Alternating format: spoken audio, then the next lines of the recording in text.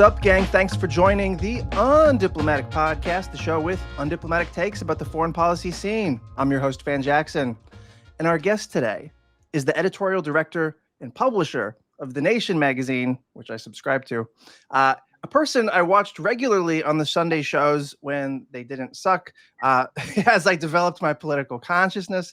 Her recent piece in The Nation, co-authored with Robert Borosage, I hope I'm saying that right, is Report from Europe, The Center Does Not Hold. No, it doesn't. Katrina vanden Heuvel, welcome to the show. How are you? Thank you, Van, for having me on, and just admire your odyssey. You brought your moment of epiphany into a productive discussion format, as I see it. It will end up The in a Nation memoir someday. marks 160 years this year, 160. Oh, And I really? will say, if there's one through line, it's the belief that you can't have a true democracy if you have endless war, steady militarization of engagement with the world. So I've in different ways adhered to that in my long time at the Nation.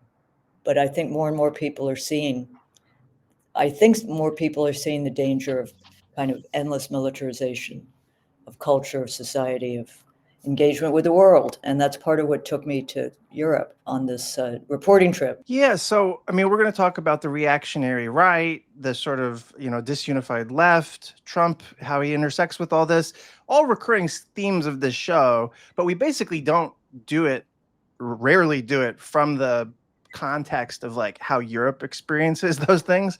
And so True. this is what's so important with your trip. So, I mean, what's the top line, I guess, on what this trip was and why you made it and everything? The top line was that Bob Borosage and I were interested in the impact of Trump, the Trump impact on Europe, but really why we're seeing a resurgence of the far right in these countries, in the UK and France and in Germany, and why the center right or center left is failing. The center isn't holding. We also hope to find out if the left had some ambitious, bold new projects. And what we found was that it's a divided left. It's a weakened left for different reasons in different countries. And that the resurgent right, as we went from London to Berlin, you could see in each country the right was growing in poll status. So it's a takeaway that it's going to take time, but it's also a takeaway that it's not just in America that you're seeing anger toward established parties, that there's a kind of anti-system mood, vibe, dare I say.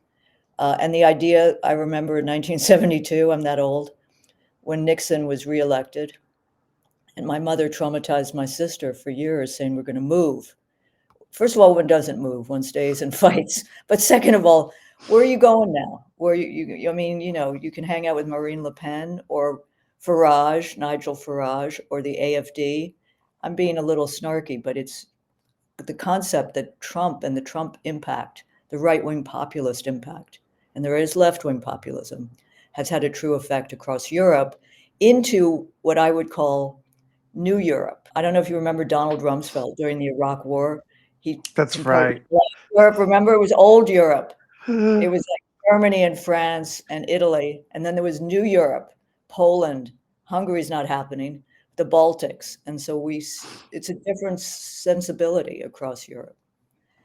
Yeah, your point that you cannot escape this could not resonate harder, because I'm physically sitting in New Zealand right now, and we're going through all the same shit that Europe is going through and that America is going through, basically. Canada and Australia are interesting as Yeah. backlash to the Trump impact. Sorry. Well, inshallah. I mean, like there's going to be, it's like a year and a half before elections here, but we're governed by a far right or a right wing coalition in New Zealand, but it includes a far right portion, and they are more popular than they've ever been, but the center holds for now. But I think that's only because we're on a lag from Europe and America. Like we're downstream. It's interesting because Central America, South America has a different time frame, right? There's Lula, there's exciting sort of left politics, but it too is going through, like in Argentina, you have your wannabe Trumps The other thing that struck me, and I fear this is big part of your program, was how rearming Europe, the rearmament of Europe, is a big project, and it's an existential project for people like Macron of France, Starmer, sadly, the center liberal group, and much of that is that Russia has, of course, there was the war, Russia going to war against Ukraine, but there's a narrative in Europe, really deeply held, more deeply held than I understood, that Russia will expand. I think Russia showed how weak it was in its invasion of Ukraine. It didn't go to Kiev immediately, as I think Putin so terribly, wrongly thought. But the idea of rearming Europe is now a generational project. And in Germany, this was very important. The prime minister at the time broke the debt limit, which has been enforced for decades. This was a one-time break, but invested billions in rearming. And there was a side pot for infrastructure, which led the labor unions and some of those interested in industrial policy revival to support it. But a lot of the money is going to go to armaments and not to social security, welfare of people. I want to talk about that because that is like absolutely my beat, but also I feel like I'm in the minority in sharing your concerns with that. So we'll talk about that in a minute. We should probably get into UK, France, Germany as like specific situations Absolutely. as well. But for people who aren't necessarily clued into Europe as a whole, how would you say the centrist parties have kind of screwed up? Like, why do people feel underserved or even betrayed? So taking it in the UK, you have PTSD, kind of the overhang of Jeremy Corbyn as leader of the Labour Party. Massive new membership under Corbyn, younger people, but there were mistakes made. I mean, Corbyn, we met briefly in the Parliament Hall, the entrance, the big room where meetings take place. And Corbyn is so soft-spoken, so interesting, but he's also more of a moralist than a populist. Someone who cares deeply about the poor. Gave us a copy of his new book on the arms trade. He was truly of the left, by the left. But, he didn't respond adequately to, I think, the wrong allegations about anti-Semitism. He was not necessarily designed to be the party leader, though he did open it up. So you have in Keir Starmer, a human rights, civil liberties lawyer whose ideology is no ideology, as he says himself. That's fucking crazy to that's okay. say. I always think America's ideology is not to have an ideology. So there are a lot of people floating around here, but what he's done is decided that it's growth that's going to save the UK. But what the Labour Party is known for in this last year is cutting subsidies for heat for older people. And we were in the Parliament the day the debate began on cutting supplements for the disabled. So at the moment, it's perceived as a party that isn't working for the people, that is not investing in the people, and that is choosing a kind of austerity light. So you have the Conservatives are not strong terribly, but they are playing footsie with Farage of Reform, the Reform Party, the right-wing populist party, which is growing. And if the Conservative Party allies or joins with Reform, that will be a big number. And that is the danger as well in France, where you have a Marine Le Pen, whose father was for many years a leader of the right-wing populist party. She is now the leader. She's very popular. She was convicted, which, we often talk about legal conviction. We've seen Trump be convicted so many times. I'm not sure lawfare, as it's sometimes called, is effective as defeat at the election box. But she was convicted of misusing European Union funds for staff. It's unclear and banned for 5 years from running. She has a successor. I call him the Dauphin, the little Bardello, I think his name is, 29 years old, criminally young. But he's not quite as liked as Marine Le Pen, and he's not viewed as reliable because he's gone and gives speeches to the bankers, and he's not really hanging out with the populist right. So I'm just giving you the left is divided, and partly in France and Germany, the division comes from something we sometimes want: proportional representation. So you got to build coalitions. And the right in France may well ally with the center or the conservatives. And so in Germany, you have the same issue where you have the AfD, the extremist right party, which Elon Musk went I think he zoomed in and did a Sieg Heil, but they too are looking to expand. They're growing. And in the last election, just a few weeks ago, the AfD received large share of votes from young people, as did the left. So you see that kind of division is interesting. But as I said, all three countries, the right is resurgent. We could talk about Italy too, where the prime minister is right wing, but playing games with what that means, so as to be more, I don't know, more viewed as serious about, quote, foreign policy, because she's for NATO expansion and she's in a different foreign policy loop than the right wing I've just mentioned.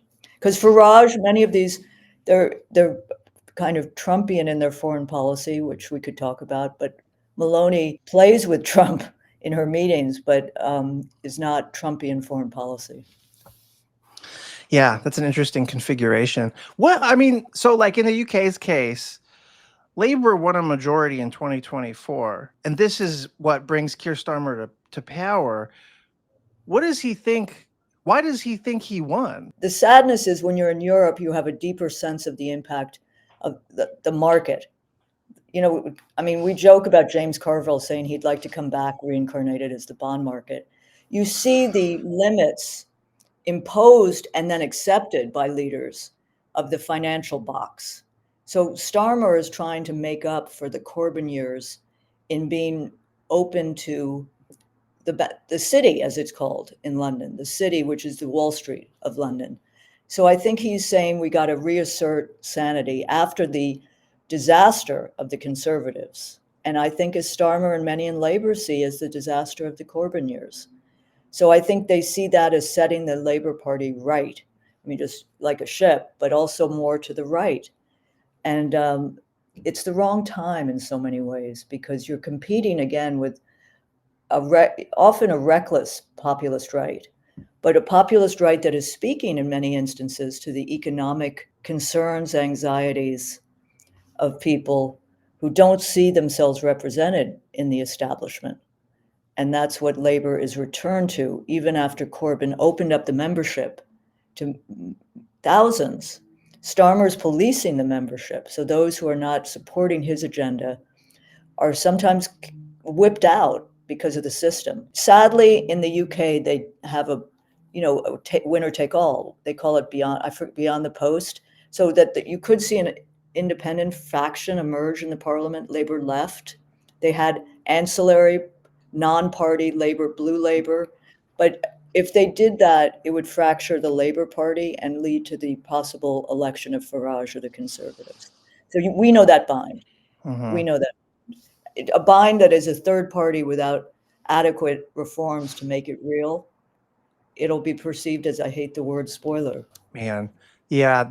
I knew we were in trouble with Starmer as soon as I knew young people who voted Labour in 2024 in the UK, and the whole premise was that the vote was a repudiation of the Tories.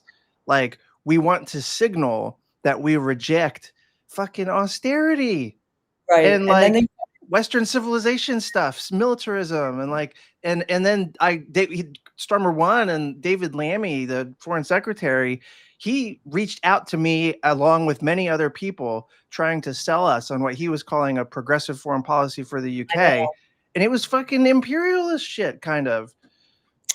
Well, there's a terrible misuse of progressive, or there's a terrible misuse of international rules of order, the rules of rule of the game, because too often, like President Biden, he used those terms, this idea of a coherent world order, essentially American-led, imperialist-led, giving license to wars as opposed to fighting austerity or fighting for fighting for true security.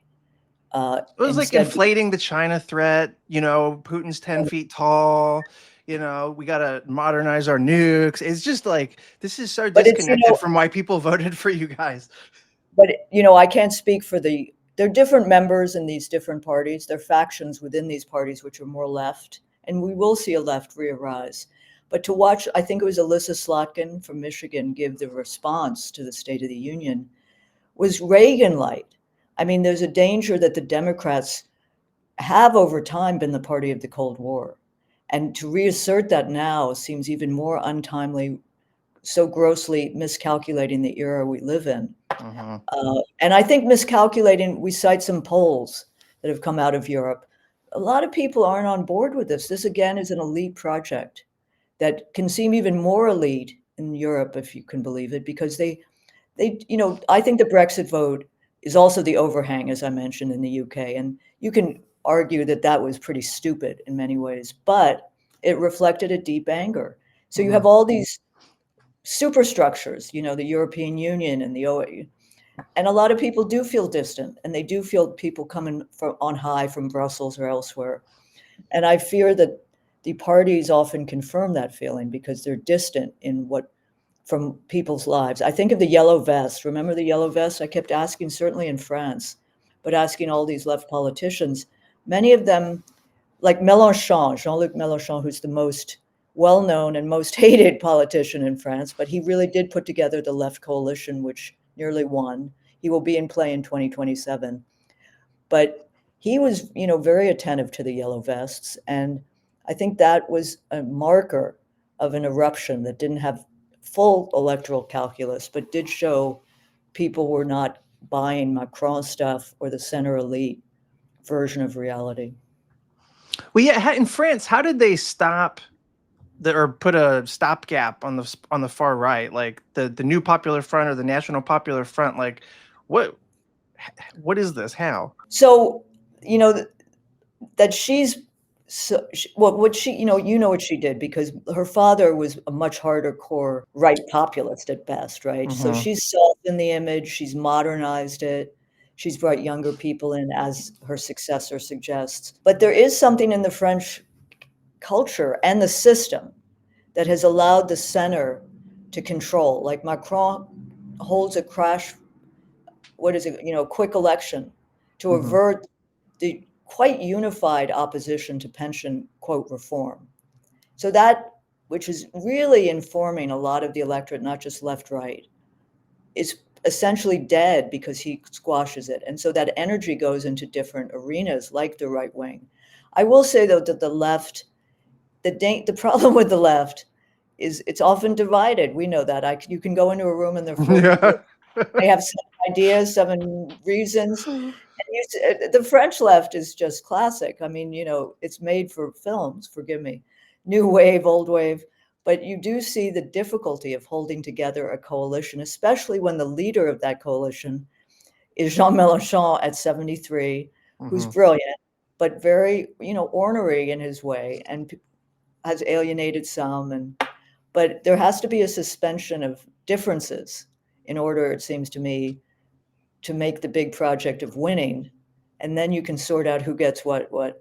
One thing that's clear is that the Greens in France and Germany have really lost ground, because in Germany, the Green was a foreign minister who was as hawkish as, Ronald Reagan was less hawkish than. I did not understand the German Greens at all. Like, it's well, weird to me. They've become a party of intervention, a party of militarism versus human rights, or the worst example of misusing responsibility to protect, right? Using military means to kind of find a human rights outcome. And in France, they're also not visible, though they were in the coalition. In Britain, there is this young force within the Greens, understanding that you can't have a real Green party without class elements, understanding the inequality. And, we were seeking, were there some big, bold ideas in Europe that we might take back? And many people in different ways and Zach Polanski said, housing, housing, housing. It sounds like the New York mayoral race. No, I mean, sometimes the left has to kind of, I think the strong left has a real class basis and economic basis, right? I mean, you can have all the ideas of going to save Libya, which we didn't do, or to modernize more nuclear weapons. But in the end of the day, the four freedoms or the economic Bill of Rights right to housing, compensation, healthcare, etc., is a basis for then developing big, bold ideas. So the German Greens are militarists. Is there a sense that the Greens in Europe will develop a kind of class politics, or that they are? Yeah, Yeah. I think there is. I think the failure of the foreign minister in Germany, who's going, I think, to the United Nations, it's clear there is a different Green Party, one that isn't. I mean, it's not like Macron. Macron's famous for having met a yellow vester and saying to the guy, you know, climate is the existential crisis of our times. You must get on board. And the yellow vester says to Macron, well, I'm trying to get to the end of the week. Where do I get on board? I mean, you know, you got, and so in the sense you speak to people, there is the word climate is not beloved. There's eco-populism, there's environment. It's interesting. Words matter, but I think you will see more. And even Greta Thunberg, admirable as, you know, she is and has been, does admit she wishes she'd spoken in different ways about climate so that it didn't get perceived. Now, let's be honest, it's message to hell, right? The right wing just messages, Yeah. you know, it's dangerous, going to lose job. So you got to counter that, but also possibly speak in a different language, which I think this guy in the UK who's running for leader of the Labour Party, of the Green Party, has a chance to do. Yeah. Yeah. There's something in that. It is kind of like looking hindsight's 2020, but there was a time when climate activism felt extremely divorced from people's daily lives, except to scold them about their personal habits. And Yeah, it's like, you ain't mobilizing people on that, you know? no, it's not. I mean, so much of our politics is not. You want to be a good person, but it's about a collective effort, a solidarity of purpose. Um, but I do think 89. So, you know, I'm involved with a group called Covering Climate Now, and it works with weathercasters in South Carolina who are, or hotel owners who are worried about the erosion of their land. So Mhm. there's, you know, extreme weather, other things are impacting people. How can you deny that? Yeah. But it's a tough time, as we know. The Trump impact at its root, if you had to identify three big things in Trumpism or the European right, it's, you know, drill baby drill or fossil fuel money, et cetera. So it's a difficult time, but there are places where there's some progress. Not in the UK, France, or Germany. Germany has an industrial policy over the years, but they're in a bad way, and they've been the victim of the, you know, I hate to say victim because so many people have died in the most brutal ways, but the loss of Russian gas and oil has set back the German economy. I mean, it's no growth for 3 years now. And they are about to face, with a car industry that is the, how to put it, it's one of the great car industries of the world. They're about to face an avalanche of Chinese electric vehicles, and they have no Mhm. sense of. So you got China, you got the Russia piece. So you can't in Europe, especially on this day, which is May 9th, Victory Day in Europe, say how, you know, how different Europe is across the Atlantic from us, but how we're all becoming more similar in some ways. Yeah, But we have very distinct situations, but the contours are all like there's a lot of commonality. Like we're downstream of larger like global forces. by the way, talking downstream, Mr. Bannon has been lurking around Europe quite a bit. He hangs out in Hungary, and he's very tight with some of the European political Surprise. figures. Yeah, Yeah, that's awesome. Not. So like the far right in Germany, the AfD, have they so like MAGA, Elon Musk, Bannon's around there. JD Vance did his little, virtual teleconference. Is the AfD actually getting a boost from the global far right, or is that like a neutral factor? Like, is this helping them? good question. I think it is getting a boost. I think it's also getting a boost in the way Marie Le Pen has. It's a modernized right wing. It's run Hmm. by a woman who was at Goldman Sachs, who lives with her partner, I think, a partner Sri Lankan.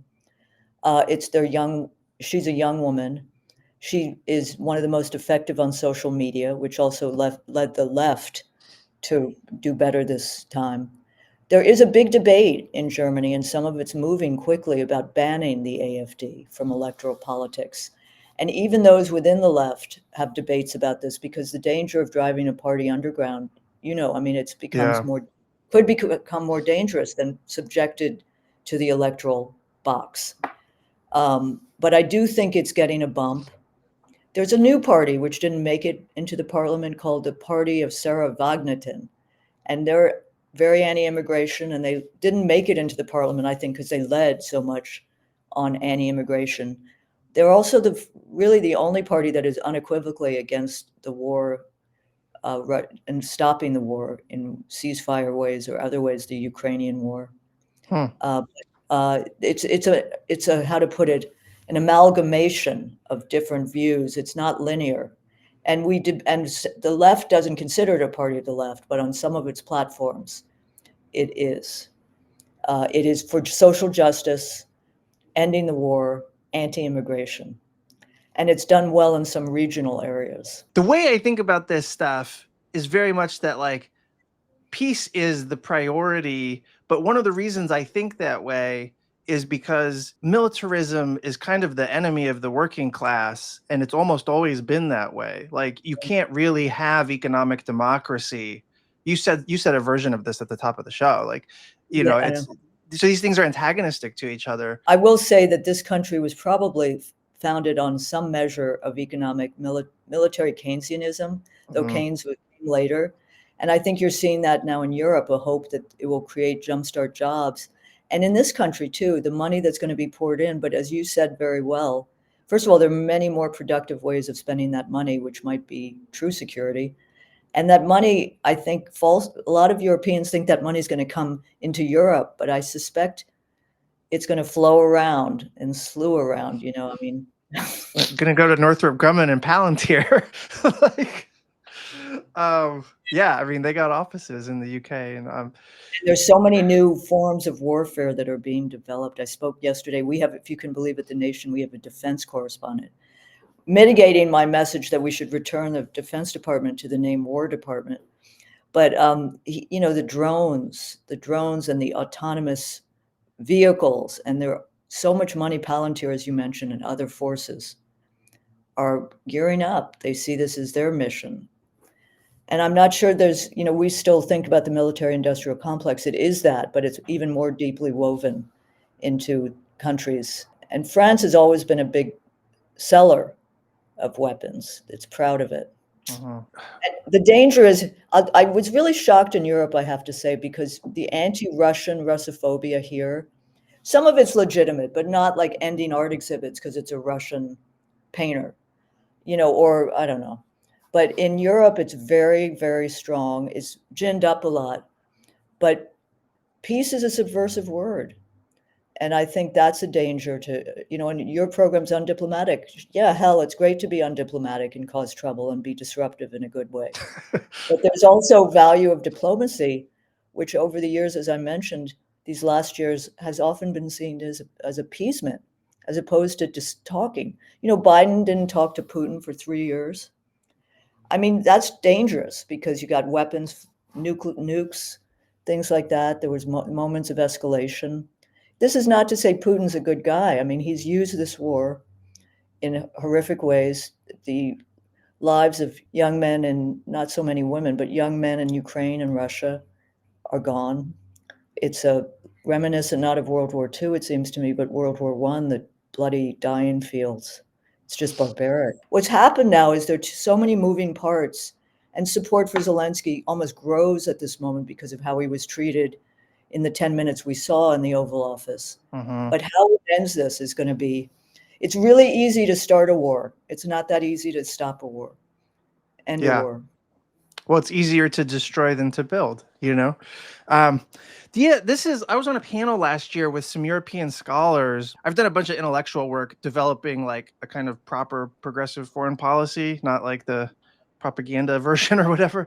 And the discussion from the European scholars, it was Eastern European scholars partially too, but they were hyperbolic about the Russia, not just like how threatening Russia was, but they had this like psycho, almost like Dean Acheson view of like, if it's Munich all over again, if you give them an inch, they'll take a mile. You have to stare down the Soviet bear and make them blink, and like we'll have to risk total annihilation and like nothing less. Like the point of the war is even bigger than Ukraine. It's to bleed Russia dry, and it's No, like see, these are I think, sentiments that are neocon sentiments.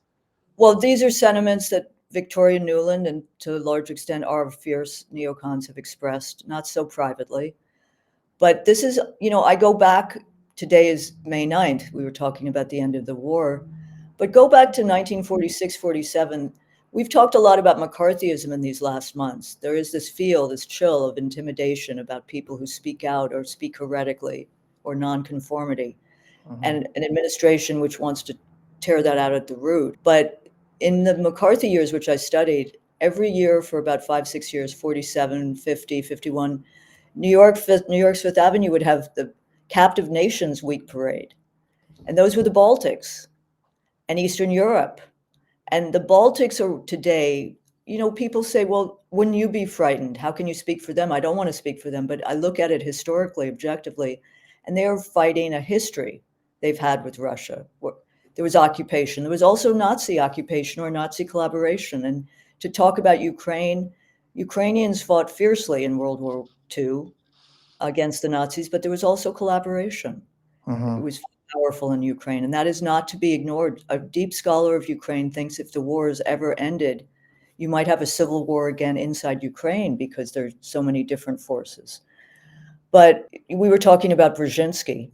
Brzezinski was very wise about the Middle East, but he won the battle inside the Carter White House against a man named Cy Vance, who was, if you remember the term, détentiste. He was for détente. So Carter really turned out to be, the Afghan doctrine, invasion of Afghanistan, lit up a new Cold War. He redeemed himself as the best ex-president. But there are Cold Warriors who have seen this war as a possible way to, if you can imagine, regime change, which I think is insanity. You got nuclear weapons, and also I think if regime change comes, it shouldn't come, but it should come from people within. It's imposed from America. But there are a lot of agendas, which we kind of see now with the playing out of Zelensky, Putin, Trump. There's some diplomacy, there's some discussion, which is important. And that's, to me, diplomacy is about dialogue and not shutting down all the possible venues to avert more deeper war. Yes. Ironically, given the name of this show, diplomacy is the thing that we promote most frequently. But there's a way to do that. I mean, Kissinger wrote, 1,000 pages on diplomacy. So you could take diplomacy and move it in different directions. There's different kinds of diplomacy. There's a diplomacy which is kind of militarized diplomacy, right? Like Dayton or well, I mean, strategic studies, which is something I teach, like they think of violence as a form of diplomacy, right? Literally, like Thomas Schelling said that, and these nerds say that all the time now. But so Europe's military spending, it's kind of growing like gangbusters, and I'm sympathetic to the argument that like they need to become self-reliant or more reliant on themselves because America, I mean, we have a fascist face in charge. You can call it something else, but I think Europe should become more independent. It would be healthy for everyone, and it would be smarter. But the problem is what's happening in Europe now is that these countries I've talked about are doing almost to a point what Trump wanted, which is building up their military, right? And becoming more independent. There are different forms of independence. And I do think we haven't talked about tariffs. You do see now diplomacy. I mean, the head of the European Union or Van Light, they're all getting together now to negotiate in different ways, though Britain, I guess, worked out something. But that's important too, sort of, yeah. Yeah. No. For Russia and Iran, the Iran situation is, I think, interesting because Trump seems to have been under pressure from within to move on war. And Netanyahu, if you believe, you get as much as you can from the news. If Trump actually said to Netanyahu, we're not doing war right now, I mean, may it hold for diplomacy. But Biden came into the White House, as you know, and kind of didn't move on Iran. Maybe there was Israeli pressure. But I think that was a huge mistake because the nuclear issue has, to some extent, been terribly normalized in our media. Like you got generals on, without disclosing who they work for now, and you go on about like, well, a small tactical, it's like, Yeah. and so the whole idea of escalation, which you've studied if you studied Schelling, the nuclear escalation patterns are such that I'm not afraid of Russia. What happens if it escalates and you have an accidental use I mean, you're looking at India, Pakistan right now, which is a kind of frozen conflict. I don't know if you remember George Carlin, the Yeah. comedian. He had a segment like nuclear war after the sports. And That's what's happening, basically. I know. You fit it I mean, in. there's more people watching the Knicks game and cheering on than what. I mean, you can't expect people to follow India, Pakistan, Kashmir, but you can expect people to understand how dangerous nukes are to the safety of children, to the safety of the world. And I think that's often minimized by our political elite and media. And they use those fancy words, right? Like, I was just reading the guy, I'm not a huge fan, but the guy who's written a biography of Brzezinski spent 10, 15 years, and he was at a dinner table and his wife would say, do you want salt? And he'd go, salt one, salt two, start once. Because you get so lost in it. No, the acronyms and everything are quite seductive. That was like an old school feminist critique of like, Cold War liberalism and stuff itself. It's true. You had a great line in this piece. You said Europe's centrist parties are evidently prepared to break the supposed iron bars of austerity for military spending, but not for the welfare of their own people. This seems like the priorities are backwards or something. Like, what if your people are the reason why you do national security, then why are you using national security to like either accumulate new debt or to divert social spending, which one of those two things has to happen if you're going to juice military spending in Europe, right?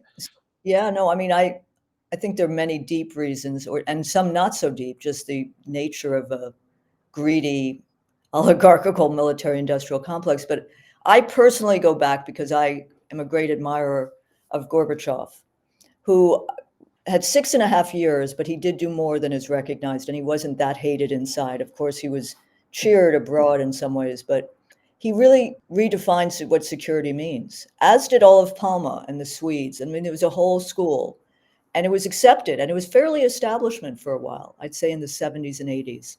And that's been obliterated. I think that's for different reasons, for the obsession with, go back to 9/11. In the wake of 9/11, we spoke of justice, not vengeance. We were misled into a war that has redefined the instability of the Middle East.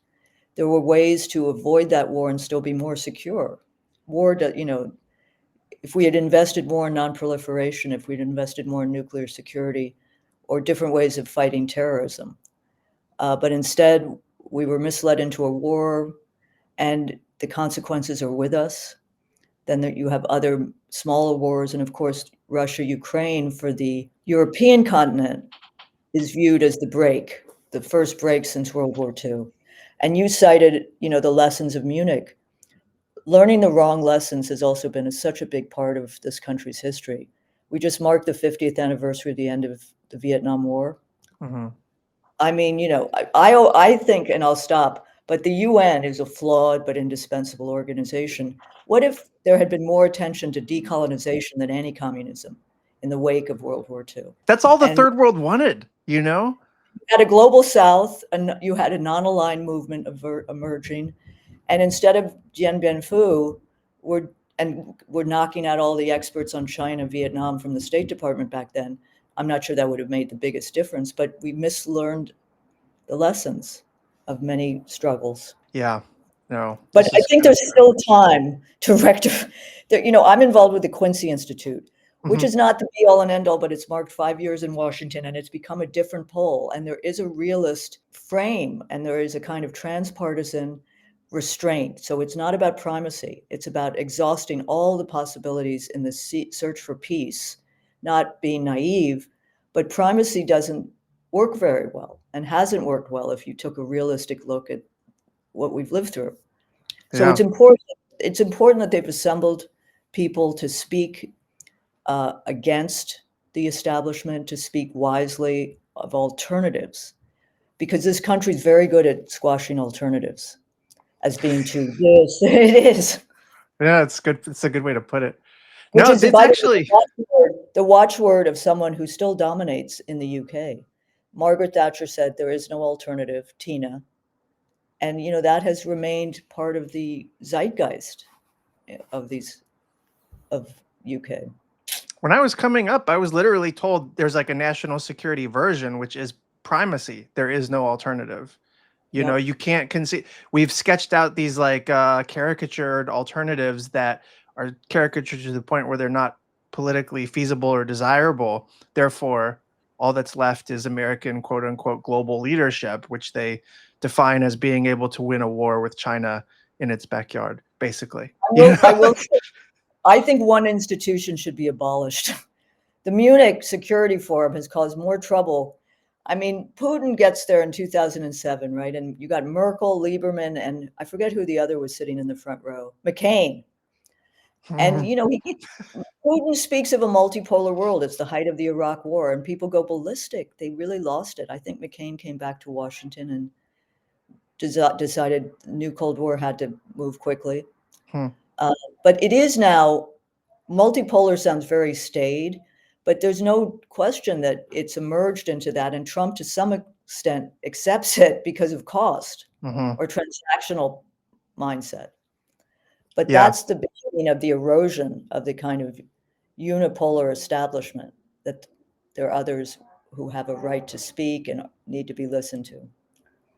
Yeah, I kind of wish we hadn't in the Obama administration. Like Ben Rhodes once put it very well, which is that we're trying to get ourselves another 50 years as leader. And it's like that I was on board with that project at the time too, but like man, that is such the wrong attempt. What a waste of American, diplomatic capital and power and everything. Like I respect Rhodes for his work with Cuba, which again is just such a disaster now. It's so tragic. But I also think that you had a president who was truly committed to the post-World War II rules of the game, establishment game. And you had a team of rivals, which can work, but it not, like Jake Sullivan, Blinken, and to some extent Rhodes was earlier in different administration, but Blinken was also very much in the old school. Cold War. Partly, yeah. I once debated the editor of Foreign Affairs in front of a group, the Council of Ambassadors, and it was a debate about NATO. And I made the case against NATO expansion, which a lot of good people supported in '97, and they were all scared away by Trump. But his father, Blinken's father, came running up to me after the debate and was so angry with me because he'd been ambassador, I believe, to Hungary and was a huge supporter of NATO expansion. So I'm not a believer in the sins of the father and the son, but I was interested that the father was such an advocate of. Interesting. Yeah. Well, the son has his own sins, his own share of sins to account Well, it for. seems that he wasn't really raised by his father, but by his stepfather, who was an interesting figure. Interesting. Well, so I mean, just wrapping up, I guess one thing that's nice about Washington now, if I can say something nice, is like you gestured toward Quincy. 10 years ago, 12 years ago, there was no alternative for me trying to be a think tank type person. It was all CFR, CNAS, CSIS. Now you got Quincy, Center for International Policy, Stimson, Institute for Policy Studies. Yep. The Institute for Policy Studies I've been involved with for many years, and they have a number of very good people on foreign policy issues. They just don't, it's a bigger, broader frame, so it's not fully recognized. But no, I mean, I think that you were telling me about your involvement with CNAS or the other, but no, there were no real there were not many possibilities. It's true. Yeah. So, and that's been a problem for the left, liberal, progressive community, that the right, it's not the big problem, but the right has so much money to what's his name? Dinesh D'Souza, Laura Ingraham. I mean, all these people had funding to do, you don't even want to know I was one of the friends at MSNBC when they hired. That's where I met Laura Ingraham and Ann Coulter. I'm sure you guys had some great conversations. Not as good as this one. Wow, less diplomatic maybe.